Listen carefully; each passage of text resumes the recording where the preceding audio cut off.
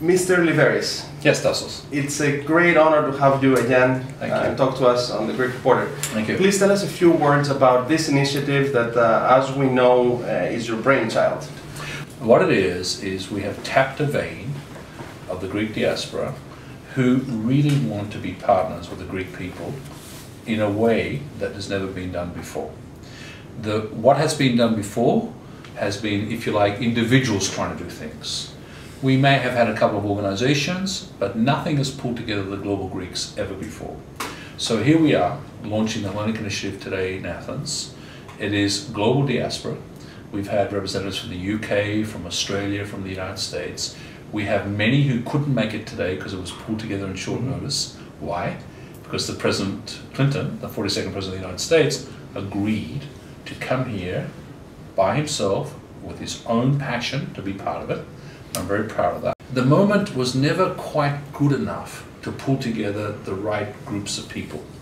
This moment has arrived, to be frank, because the crisis has gotten acute, and you know that. So because we reached the bottom, you think that's the right? Yes. So let me put it this way. We need to make sure it is the bottom. We need to stop the decline. We need to provide mechanisms to reverse it. We need to find ways to get investment going here again. We need to help people who are in need. These multiple thoughts, the President, because he knew I was talking about it, contacted me and we had long conversations, and he made the statement, I'm in.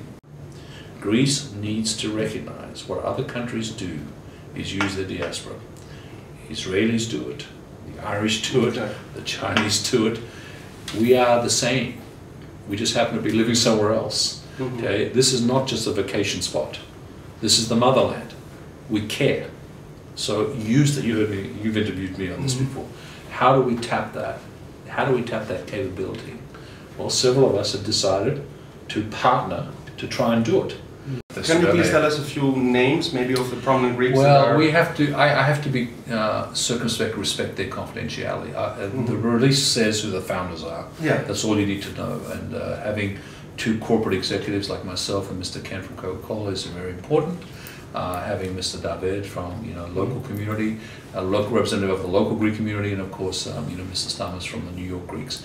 You'll get more details as time goes by, but I will tell you, many want to join.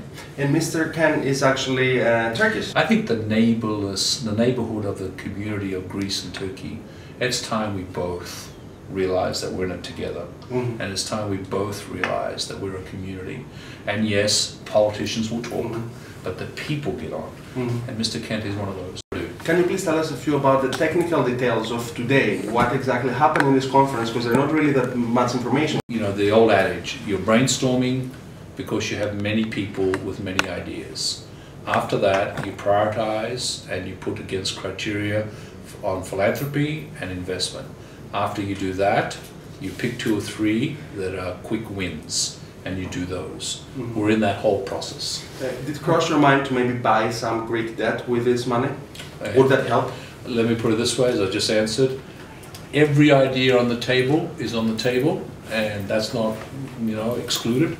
I would tell you that it's not just, if it's just a financial fix, then I'm not doing this, okay? This has to be an attitude and a culture and a psychology. We have to change the way Greeks think about themselves in a state that's been mostly public service and public sector. You were on the precipice for a while, potentially, not being part of the euro. I think now people are saying, well, they're going to stay, but how? So what you're hearing from the government and what you're hearing from us is the same thing, the how, and then to get together, the government has to be part of this. The government was very receptive to all the ideas we had today. Do you think that Greece can take more austerity at this point?